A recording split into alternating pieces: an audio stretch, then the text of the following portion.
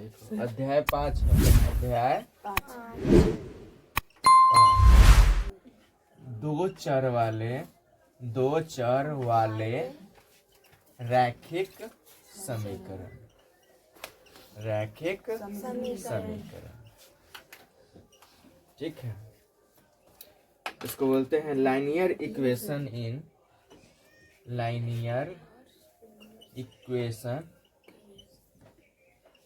इन two variables.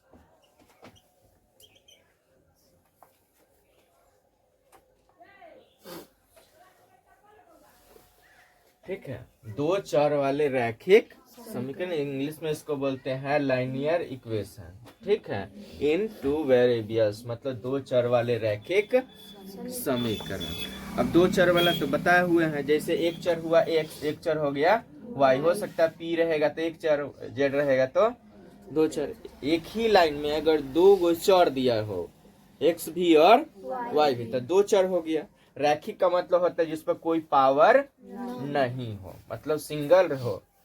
ठीक है, तो दो चर वाला रैखिक समीकरण समझ में आ गया। उसके बाद अब इसका चैप्टर, ठीक है। तो इसका पहला नंबर प्रश्नावली 5 का ए, प्रश्नावली 5 का ए। पहला नंबर क्वेश्चन है एक का पहला, एक चर वाले रैखिक समीकरण का डैश हल होता है। एक चर वाले रैखिक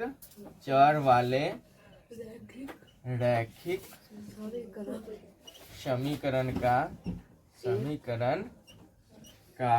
एक डैश हल होता है। ठीक है, मतलब एक चर वाला जो रैखिक समीकरण होता है ना, उसके कितने हल होते हैं। तो एक क्या होता है, अद्वितीय। एक चर वाले रैखिक समीकरण के, एक चर वाले रैखिक समीकरण का क्या गो हल होगा? एक अद्वितीय हल होता है। क्या होता है? अद्वितीय हल होता है। इसका सी ए देख लीजिए, सी है ना दिया हुआ। समीकरण 2x प्लस 5 बराबर क्या दे दिया? 0। 0 का हल डैश है। तो इसका हल करेंगे तब ना पता चलेगा कि कितना इसका हल होगा। तो यहाँ देखिए हल करेंगे तो 2x प्लस क्या होगा? 5 है। 2x प्लस 5 बराबर क्या दिया हुआ है? इसलिए 2x बराबर, इधर प्लस 5 है उधर जाएगा तो क्या हो जाएगा? माइनस 5 हो जाएगा। तो x बराबर क्या हो जाएगा? -5। इधर गुना में 2 है, इधर आएगा तो बटा में हो गया। तो यहाँ इसका हल कितना हो गया? 2/5 देता, दिखाई भी कम देता है। -5/2 हो गया। इसी तरह का एक में कोई क्वेश्चन है तो बोलो, जल्दी करो। चलिए, इसमें जी क्वेश्चन है। जी में पूछ रहा है दो चर वाले रैखिक समीकरण का व्यापक रूप है।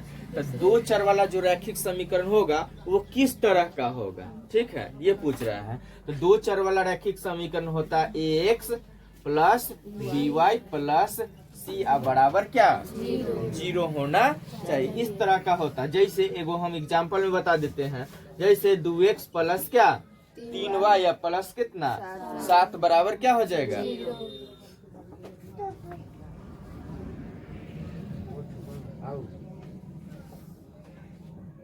कम से कम बोर्डो पर तो देख।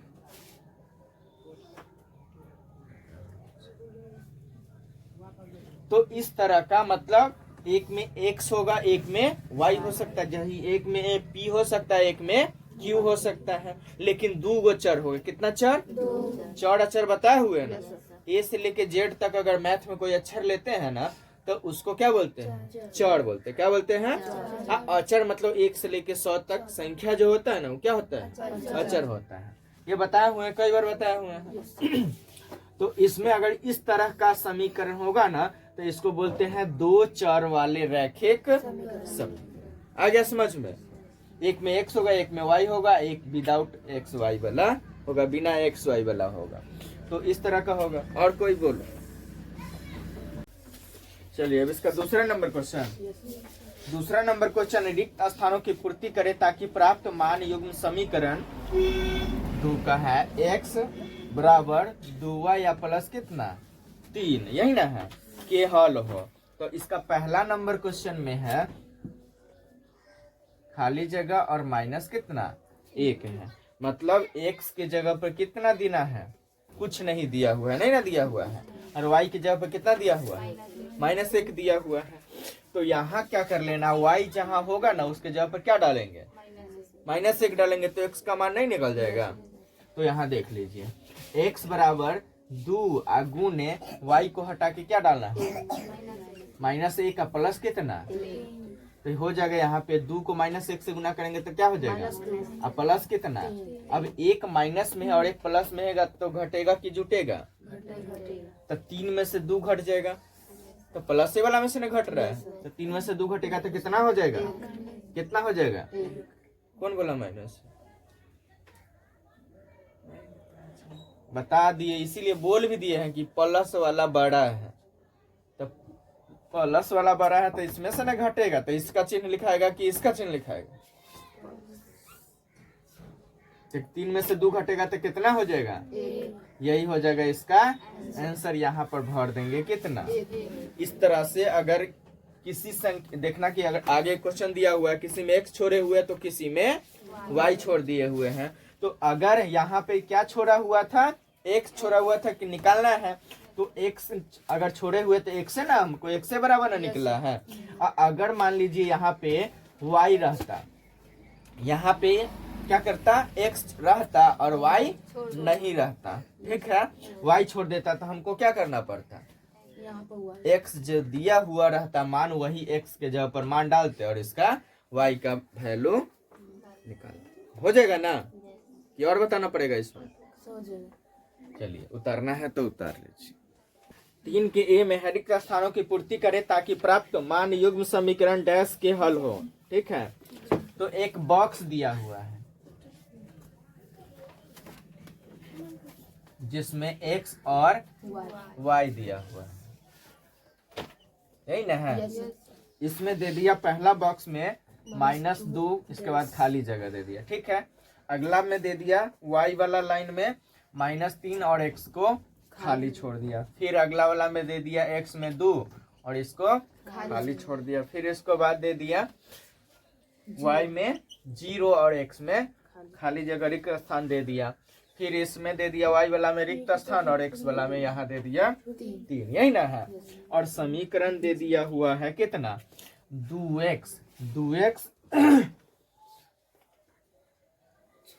2x माइनस y या -3 बराबर क्या 0, यही ना क्वेश्चन में। इतना रिक्त स्थान की पूर्ति करे ताकि प्राप्त मान युग्म समीकरण 2x माइनस y -3 बराबर 0 के हल हो, यही ना है।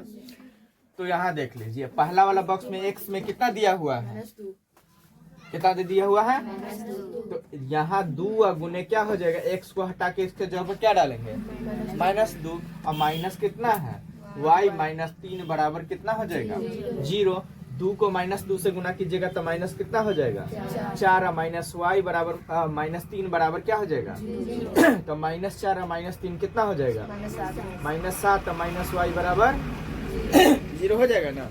अब देख लीजिए कि -y को उधर ले जाते हैं तो क्या हो जाएगा प्लस से ना y हो जाएगा, -7 बराबर क्या हो जाएगा y हो जाएगा, तो y बराबर क्या हो जाएगा यहाँ -7, यहाँ पे कितना डाल देंगे -7, यही इसका आंसर हो जाएगा। इसी तरह से सब में कहीं x छोड़े हुए हैं तो y डालना है, कहीं y छोड़े हुए हैं तो x डालना है, ठीक है। इस तरह से अगर y यहाँ देखिए x दिया हुआ है तो x के जगह पर मान बैठाएंगे, और ये अगला वाला में y दिया हुआ है तो y के जगह पर -3 डाल देंगे, निकल जाएगा ना इस तरह से। इसको आगे पूरा बना के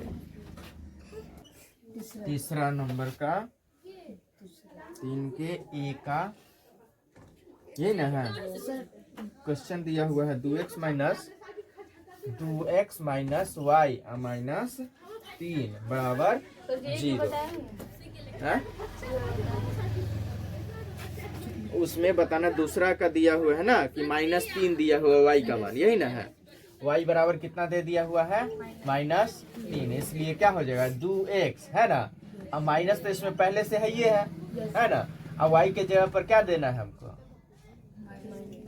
कोई दिक्कत, y के हटा के y के जगह पर क्या डालेंगे, अब माइनस फिर क्या लिखा हुआ है बराबर कितना, तो 2x। अब माइनस को माइनस से करेंगे तो क्या हो जाएगा प्लस कितने, अब माइनस कितना बराबर, तो 3 प्लस में 3 इसे ही, तो 2x बराबर कितना हो गया, x बराबर 0, इधर गुना में 2 इधर आया तो कथी में हो गया, ये भी क्या हो जाएगा हाँ, तो x बराबर क्या लिखेंगे 0, आंसर बॉक्स वाला x वाला में भर देंगे, 0 हो गया। चलिए 3 का b ना, 3 के b दिया हुआ है, यदि p -2, यदि दिया हुआ है p, -2, समीकरण भी दे दिया हुआ है किसका, x + 2y बराबर 10 का एक हल है, तो p का मान क्या होगा, कह रहा है इस समीकरण का ये एक हल है, ठीक है। तो किसका मान निकालना है, तो किसका मान p बराबर क्या होगा वही हमको निकाल के बताना है। जब कह रहा है कि इस समीकरण का इतना ई क्या है हल है, क्या है तो हल है, तो ई होगा x बराबर ई हो गया y बराबर, यही ना होगा। तो देखिए x के जगह पर क्या डालेंगे p डालेंगे, चूंकि लिखेंगे चूंकि x + 2y बराबर कितना है 10 है, इसलिए क्या हो जाए x के जगह पर क्या डालेंगे p +2, y के जगह पर क्या डालेंगे -2, गुने हो जाएगा -2 बराबर कितना 10, तो p +2 को -2 से गुना करेंगे तो कितना हो जाएगा -4 बराबर कितना, तो p बराबर हो जाएगा 10, इधर -4 नहीं आया तो क्या हो जाएगा, तो बराबर कितने हो जाएगा, इसलिए p बराबर कितना हो गया 14, यही हो जाएगा इसका आंसर।